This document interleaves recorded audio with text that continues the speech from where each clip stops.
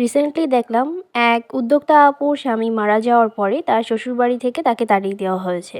স্বামীর জানাজা হয়ে যাওয়ার পরপরই সে সহ তার ২ সন্তানকে বাড়ি থেকে বের করে দিয়েছে। আসলে পৃথিবীতে একটা মেয়ের জন্য তার স্বামী ছাড়া কেউই আপন না। যদি তার স্বামী আজকে বেঁচে থাকতো তার কখনোই এই দিনটা দেখতে হতো না। অথচ তার স্বামী বেঁচে থাকতে জীবনেও কল্পনাও করেনি যে তার পরিবার তার স্ত্রীর সাথে এমনটা করতে পারে।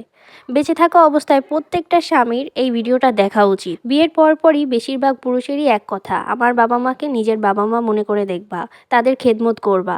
আবার কিছু পুরুষ নিজের বউকে দিয়ে তার বাবা মায়ের জন্য কত গাধার খাটনি খাটায়, আর সারা জীবন ধরে এসব করার পরে যখন তার স্বামী আর থাকে না তখন তাদের আসল রূপটা দেখায়।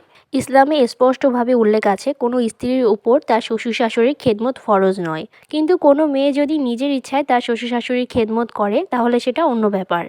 কিন্তু কোনোভাবেই স্ত্রীকে এ বিষয়ে জোর করা যাবে না, তার উপর জুলুম করা যাবে না। আর শ্বশুরবাড়ির লোকের কথা আমি আর কী বলবো, একটা মেয়েকে পেলে ফ্রিতে কাজের লোকের মতো খাটিয়ে নেয়।